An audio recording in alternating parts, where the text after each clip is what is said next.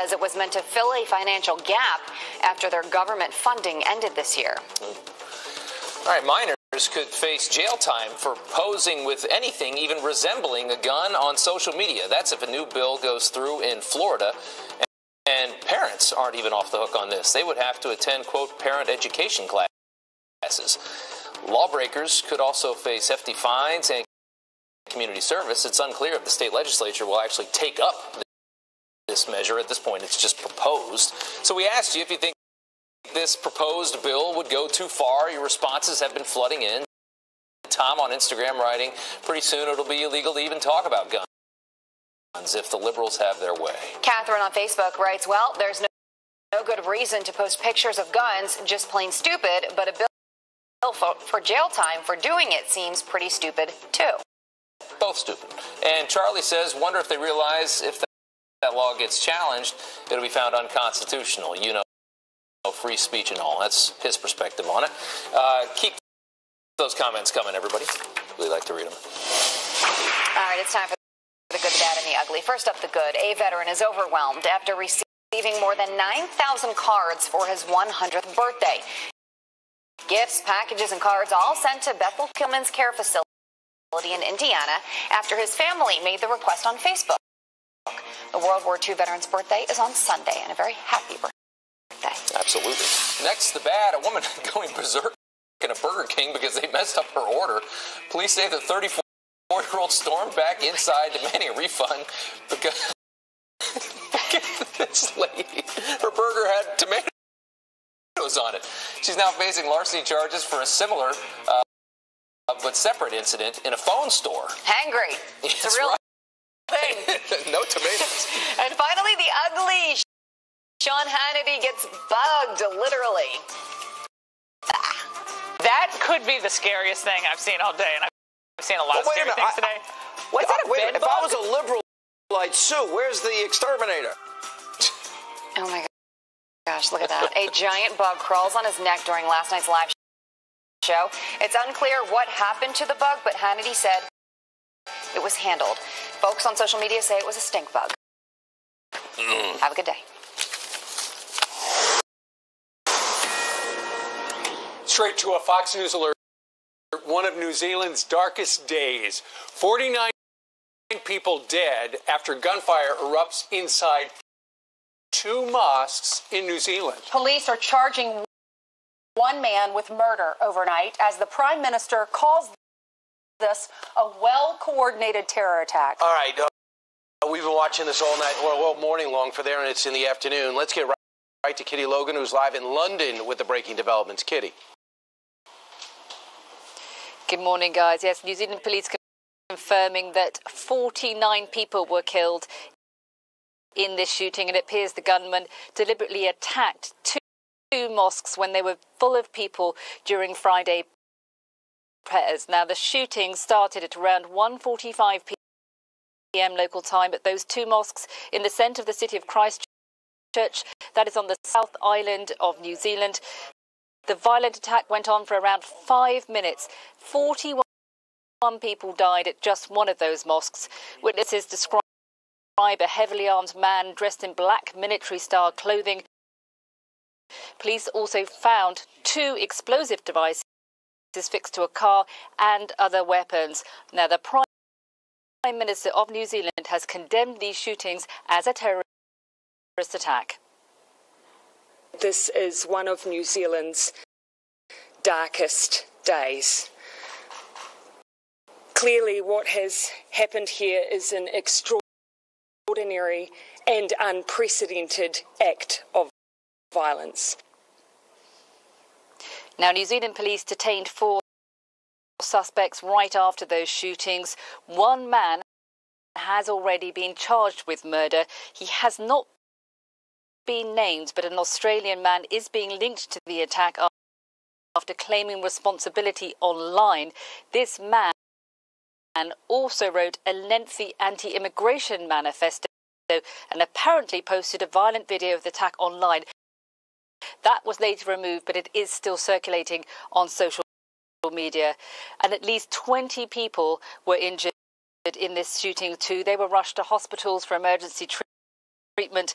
Police cordoned off the areas around the mosque. They're urging people to stay indoors for now, but authorities are emphasising that they do believe this is a one-off incident. They're not expecting any more attacks, but you didn't certainly ramping up the security, and this is a country very much in shock. They're not used to this level of violence at all. Back to you guys. That's right. Thank you, Kitty. Kitty. I was talking to a friend last night. She lives in New Zealand, went to college with me, and she was texting me saying, we have just had a massive terror attack, and this is before America even knew about it. She said, I was in the carpool line waiting to get my little girl from school. They rushed all the parents into the office. Right. The little girl was in lockdown, so she couldn't get to her daughter, but she was so thankful she was at the school with all the parents knowing that they were safe. Yeah. Her husband was on lockdown. She said, we've never experienced anything like this. You can actually walk into their schools. The school doors aren't even locked. Yeah, I mean, it's a place where they have very, very strict gun laws, and you wouldn't expect anything like this to happen. But the terms of the term immigration, and the fact is, the demeanor of the shooter, it makes you think either he played a ton of video games or he's killed before, because he was laughing, calm, cool, and collected as he was executing people who were unarmed. Well, he obviously wants notoriety because he live streamed it. As Kitty just said, the video's been taken down from Facebook. It was 17 minutes in length. Because he wants notoriety, we're not going to show his face, and we are not going to use his name. But on the video, you can see him driving through Christchurch in New Zealand. And he's, just before he stops at the first mosque, he says, let's get this party started. He enters and fires. And then another part of the video shows bodies piled up inside. Then he gets into a beige Subaru station wagon and drives away. And he says, and you can hear his voice, he says, there wasn't even enough time to aim. There were so many targets, because inside that mosque at the time were hundreds of people. He is so hateful, and if you read this manifesto, he started planning it 2 years ago after the terror attack in Stockholm on April 7th, 2017. He said that set him off. He wanted to avenge the deaths of his people. He doesn't like how America is a melting pot of individuals. He thinks that people need to stay in their homelands. And he says he doesn't hate Muslims if they're in their homelands and if they practice their traditions in their own nations. Yeah. Jim Hansen was on Fox and Friends first, former Army Special Forces operator, and he's seen some of this horror up close and personal. It's hard to even imagine the mentality that decides, I want to not just slaughter a bunch of people because of my obscene beliefs, but I want to broadcast that to the world in the hopes of creating a race war, which was his avowed goal. And I think it's horrific. I think this is something that, unfortunately, that we're going to see the damage that he's done to relations around the world, and I hope we can minimize that and not give him, the advantage of having accomplished what his heinous goal was. Right, and once again, we're not going to give you his name. We're not going to show his image because that's what he wants, notoriety. We do know that apparently he is a man in his 20s. He's from Australia. He has been charged with murder. The only one charged with murder. So far, 4 people in all have been arrested. None of the 4 were on any sort of terror watch list. Meanwhile, yesterday, domestically, the President of the United States is going to be forced to use his veto for the first time as 12 Republicans voted against his emergency order at the border to try to repurpose money in order to give us some type of border security. Remember, the Washington Post, New York Times admit in different ways, in different columns, with different reporters, there's a crisis at the border, humanitarian as well as just percentage-wise, the amount of people coming across, whether it's drugs or MS-13, are bad actors. And the numbers are through the roof in terms of what our Border Patrol has been forced to deal with. But it didn't stop 12 Republicans from deciding the president was out of bounds. Well, the White House was trying to keep the GOP united. That didn't happen. Mitt Romney said it's not about border security. He says, I'm for a barrier. This is about the Constitution and the balance of power. The president immediately tweeted at 3:16 p.m. once that vote came down, he wrote veto with an exclamation point. He also tweeted this. He did. He wrote, I look forward to vetoing the just passed Democratic-inspired resolution, which would open borders while increasing crime, drugs, and trafficking in our country. I thank all of the strong Republicans who voted to support border security and our desperately needed wall. The Republicans who voted against the president said, look, we're doing this because of the Constitution, and it says Congress is going to control the purse, and you can't just take money and go willy-nilly spend it. Those are the 12 Republicans who voted with the Democrats. And look, it's a tough call, because when the leader of your party is for one thing, and it is such a primary thing for this president, for them to say, yeah, you know, we're really strong about border security, but the Constitution is the reason we're going to vote against the leader of our party. Listen, they're going to have some explaining and to if do. you're a voter, you want to know if this person represents you, if those 12 Republicans are from your state. It's Senator Rand Paul, Mike Lee, Susan Collins, Lisa Murkowski, Lamar Alexander, Mitt Romney, Jerry Moran, Pat Toomey, Rob Portman, Roger Wicker, Marco Rubio, and Roy Blunt. Meanwhile, Tom Homan weighed in on what those 12 just did. These 12 senators, they should wear a Border Patrol uniform for one shift and come back and tell us there's not a national emergency. A lot of these Republicans say, well, we don't want to back it up because we're afraid the Democratic president in the future would do it. They've already done it. That's where DACA came from. President Obama went around Congress, gave amnesty to 800,000 people. So it's like, you know, so they got to stop playing nice and support this president. Two that were most vulnerable in this election, they say, this upcoming election, they were concerned about their vote, was Tillis and Gardner, Colorado and North Carolina, respectively, and they both voted with the president on this. Meanwhile, don't go crazy, because look back in history. Ronald Reagan vetoed 78 times. This will be the president's first. H.W. Bush 41, he had 44. Clinton 37, 43.